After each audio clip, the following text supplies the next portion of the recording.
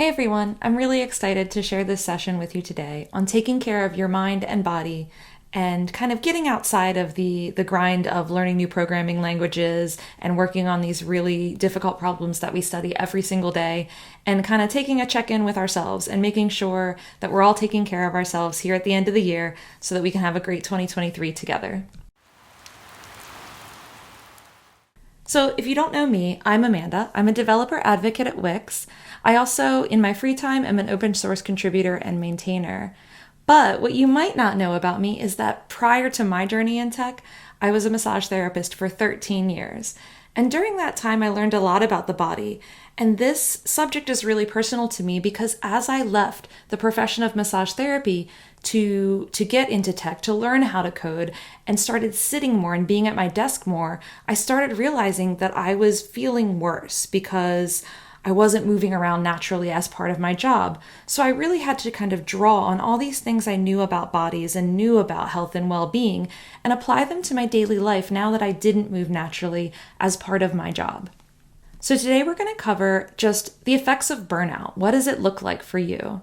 How to maximize your workspace so that during the day while you're sitting at your desk, you're treating yourself as best as possible so that when you check out for the end of the day, you still feel good and can engage in other hobbies and activities in your personal life. Some strategies to get moving, how to calm down your mind if you're just going and thinking about those problems even long after you've shut down your computer. And then some strategies to help with consistency, because consistency is the number one thing that makes stuff like this difficult, is sticking to whatever that plan is that you set out to do. Research shows that we are all tired. Surveys from this year are showing that 80% of developers are experiencing some form of burnout. And that's possible that it's increased due to the pandemic, shifting a lot of people to remote work. There's a number of different stressors going on in everybody's lives. But the fact of the matter is we're all experiencing this together. So what does burnout look like? You may not even realize that you're burnt out. And while a lot of these feelings that you're seeing on the screen, whether that you're just kind of non-specifically exhausted, you're worrying, you can't feel accomplished, like nothing feels like you've done good enough, or you're just overwhelmed by the workload that you have. These are some symptoms of burnout. It might be different for you though. For example, I know that I'm taking on a little too much if I realize that I am having a lot of work and code dreams, or I'm waking up long before my alarm goes off in the morning because I just need to get started. Those are kind of things that are showing me and indicators that, hey, maybe you need to take a step back and take care of yourself. So it will be very personal, but start to check in and figure out what are those little indicators to you that maybe you're doing a little too much and you need to take a step back and take care of yourself. Let's talk about some actual strategies. What can I do about it? For all of these strategies, I'm going to focus on items that can be done with little or no financial resources, just to remain inclusive. If you have the money to do more, to hire personal trainers, anything like that, do whatever you're able to, but we're going to start with some strategies that anybody should be able to implement. You're at your desk most of the time. Let's start there. Let's talk about ergonomics. So the first thing that you can do for ergonomics, if you're maybe somebody likes to work on a couch, folded up into a little croissant, sit at a table, and ideally look into the proper spacing of your keyboard, your mouse, your chair, where your arms hit your desk, how high your screen is, and how far away it is from your face. Even if you can't necessarily replace things like your keyboard with a more ergonomic one, or your mouse, or your chair, if you're not at a level where you're able to maybe purchase equipment, there's still a lot you can do. So you can look online. There's a lot of ergonomics checkers that kind of show you what you can look for. If you need to raise your screen, you could even sit your laptop up on some books if you aren't able to get a screen stand. And when you are ready to start replacing things, you can start small. There's a lot of very inexpensive options for keyboards that'll still make a big difference on your ergonomics and on that kind of repetitive motion we get from working with a mouse and a keyboard all day long. Another thing that you can do is manage your screen time. And this is hard because I don't know about you, but when I'm focused on a problem, hours could go by. And I realized that maybe I'm like in on my screen and I'm thinking, I'm scrunching up my face. And before I know it, I've got a screen headache and I'm just feeling wiped out. Some places that you can start to maybe introduce some good habits here are making sure to take breaks for your eyes. Your eyes aren't fixed. They are adjusting to focus on different things for different depths. And for different types of dimensions, whether or not you're looking at a three-dimensional object or something flat like the screen. Most research points to that the best thing you can do is take a break once an hour of about 5 minutes or so. And by the way, when I say a break, I don't mean leave your computer, get up, and then start playing with your phone. That's just another screen. You could look out the window, chat with somebody in your house if you have roommates or a partner. Just find something else to look at that is not a screen for a few minutes once an hour.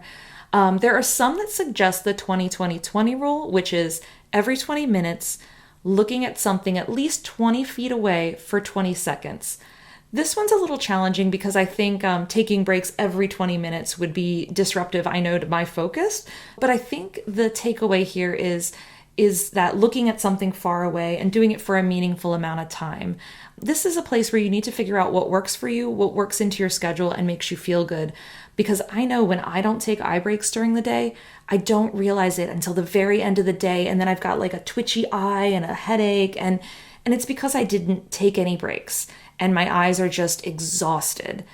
One strategy you can do for this is set a timer, a little alarm on your phone until you get used to that habit of just getting up and walking away, looking out a window if you happen to have one nearby your desk area, whatever you need to do to manage that screen time. Another thing you can do that is one of those strategies, it doesn't cost anything, is keep your work area clean, declutter. I don't know about you, but I'm a little bit of a desk goblin. I've got cups everywhere, piles of papers and notes and things that I'm doing.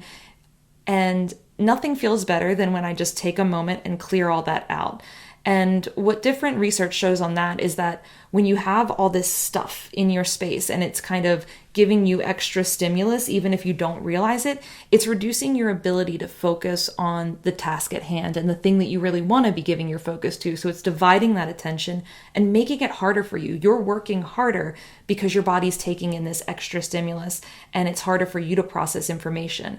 So it's a really simple thing to just clean up or maybe get some little containers if you've got lots of little things around and make sure that your workspace is very kind of clear and ready to focus. Another thing that you can do, and this is one of those things that researchers have been yelling at us about for years, is we need to move every day.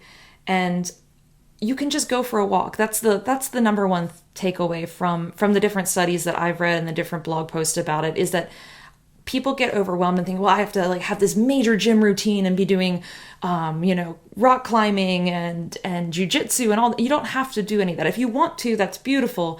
But really, it's just about moving. You can simply go for a walk. And ideally, most research points to that you want 30 minutes a day of something that increases your heart rate. So a nice brisk walk. There's a bonus to this if you can get outside. If you're in a place where it's sunny that day, you also get sunshine and just being outside, which has positive mental impacts as well. If you can't go outside or you don't want to go outside, there are free or low-cost workouts that you can consider. Again, if you can join a gym and you're interested in that, or some other kind of workout thing that costs money, absolutely do that. But if you're not in a place where that's reasonable, look to YouTube. There are free yoga classes, free workouts. There are a lot of people doing fitness education online, the same way that you would look for coding courses online. In my community, there's also drop-in community classes that are usually very cheap or free. You do have to get there early because they fill up, but it's a really nice resource that you may be able to look to your own community and see if there's some free drop-in classes, or if you're a student, some kind of student discount. If you like to run, there's usually groups of local runners. If you have a bike, local cyclists. I notice in my area, there's definitely a lot of these local groups that are just looking for other people to do things with, whether it's hiking, running, walking, anything like that. So if you're the kind of person that needs to do things in a group, needs to get out of your house and go to a place, check your community. There's probably some people that are out there looking for others to get active with. There's also things you can do if you're more on your own. You don't really want to do this with a group. You don't want to be accountable to other classes, anything like that. You can actually just leverage your own body to do workouts. Things like jumping jacks, push-ups, squats, sit-ups, zero equipment. You can do, a set of 10 of these a few times a day. It gets you away from your screen too, which is another bonus. And then you can just do this and then get back to work. And it kind of gets your blood moving, gets your body moving, and it'll really make a big difference in how you feel at the end of the day.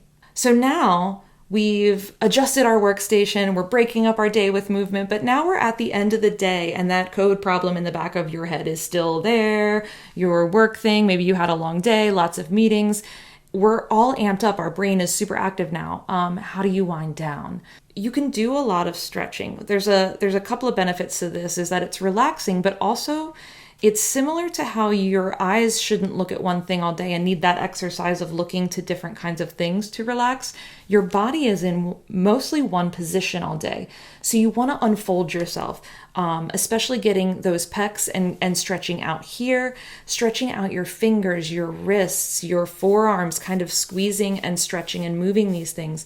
We do a lot of repetitive motion and we do it all right in front of our body. So even if you're not sure what to do, think about doing the opposite of what your body has been doing all day. And that's a great place to start. Also, another place where you can look to online resources to get ideas of how to stretch.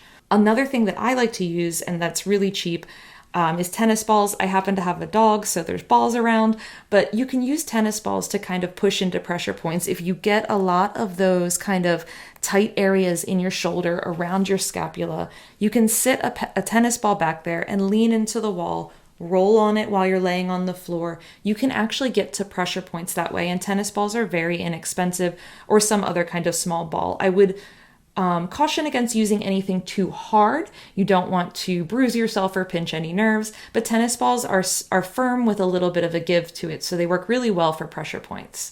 There's apps that can help.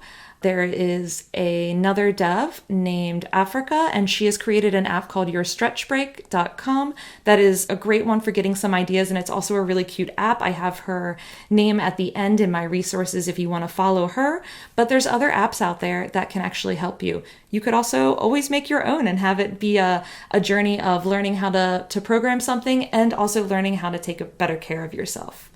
Another strategy to wind down, meditation and deep breathing. Again, this is one I think people get a little overwhelmed with. It's like, it sounds like something big, like I'm going to be some spiritual guru, that I need to be able to completely clear my mind and float above my body to be able to meditate. This is not true. You can do it by just working on some deep breathing exercises in through your nose, filling up your entire body, your stomach, and then slowly letting that out. Practicing mindfulness meditation, just checking into your body, sitting very still, and then kind of doing that self-assessment. A lot of mindfulness meditation focuses on tensing and releasing different parts of your body so that you can feel the difference between tension in your muscles and full relaxation. And you can sit and do this by yourself and start with your eyes closed. Think about your head. Think about the way each part of your body feels, clenching and releasing your jaw, clenching and releasing your throat, your shoulders, your arms, down to your feet. And by the end of this process, you'll feel a lot more relaxed. You can even do these kinds of mindfulness activities in conjunction with some of your movement activities, like walking, just tuning yourself into the feeling of the sun on your face, the breezes that you're walking by, even just the way your shoes hit the ground and what that feels like. And this tuning in is really good for your mind and your body. Another interesting thing that I haven't tried myself, but I would be curious if any of you have, is there's research about using music to access your alpha brainwaves. The alpha brainwaves are when you begin to get kind of sleepy and relaxed, but you're not yet asleep. And there's studies that show that listening to music at 60 beats per minute for about 30 minutes in a relaxed environment, so say just like winding down on your couch at the end of the day, putting on music at this particular beat level, you can actually start to change and get yourself into a relaxed state, access these alpha brainwaves, and calm down by using music. So it was a really interesting study that I was reading about this, and I'd be curious if this has worked for any of you. And finally, staying consistent. This is the hard one, right? This is the hard one for everything, whether you're learning a new programming language or any other routine, a new hobby, you're learning how to play the guitar. It's about doing a little bit every single day, right? And that's the hard part. So some people like to use a fitness tracking app to keep them on track for what their goals are, setting goals, getting to them. That's something you can try.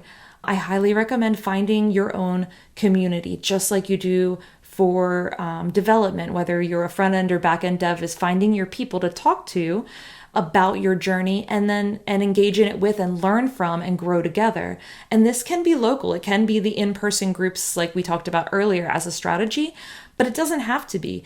There are actually even other developers that focus on these things in a very public way. And I have a few folks that you can follow at the end of this deck that I'll share with you. But as we mentioned at the beginning, 80% of devs, when surveyed, are reporting some feelings of burnout. So start having these conversations with other people in your community, and maybe you can come out with a way to work together, keep each other accountable to your own wellness journeys, and grow together. And of course, I always highly recommend, either blogging about it, tweeting, wherever you share, whatever community you share in, share about your journey here. You'll get a lot of support that way and probably inspire others to take better care of themselves too. And finally, with anything consistent, don't go too crazy. Set reasonable goals. Start small. Pick one of these things at a time to get into your life, because it's about getting into that routine and keeping with it that will long-term help you feel better. Pick something you like. Or if you do something for a few weeks and you're like, I hate this, yoga's not for me, whatever it is you tried, it's okay. It's not time to give up. It's time to shift and figure out what are the activities and routines that I can stick with and that I enjoy. Some final thoughts to wrap this up. You can start today with small changes. You can get up after this, go for a walk. Find your community of devs, find your community of people that are into fitness or wellness, whoever they are, find your community, because having a support system helps with any kind of growth. Consistency is key. Just like learning programming languages, solving problems, you've got to stay consistent and work on these skills every single day. And then they become part of who you are and you won't have to think about them as much. And then this is true of anything as well. Please be kind to yourself. If you start like gangbusters in 2023 and you're going for walks every day, and then all of a sudden February hits and maybe you get sick, maybe you get really busy and you kind of fall out of that routine, it's okay. You can get up at any time and jump back in, and it's okay. Here's some resources, and you can pause this video, take a screenshot. Some of the studies that I mentioned earlier about the dev surveys, the music to access your alpha brainwaves, anything that I mentioned earlier is all listed right here. You can also go to Google Scholar, and there's a lot of research out there about the mind and body, especially for people that work in tech or sit at desks for long periods of time. And finally, I mentioned a few people earlier that also are sharing their fitness journeys in some way online, or their wellness journeys. So if you aren't following these people, I highly recommend to be inspired there. Danny Thompson is a developer educator and also sharing his personal fitness journey all the time. He's very public about anything he's doing. Heather Thacker is a DevRel and also a yoga teacher, and sometimes is doing some yoga streaming on Twitch. Africa Mincy is the woman that I mentioned that made your Stretch Break app. She is a dev and a therapist, very interesting. You should also follow her. And then Francesco also is another person that you can follow, that he shares a lot of developer education resources, but also will talk about running and his own wellness journey. So here's a few people to get you started. If you're like, I never see any devs talk about this stuff, these folks do, and I'm sure there's many others. I'd love to hear what you think and who you follow. Thanks everybody for tuning in. I really hope that you found something useful there today.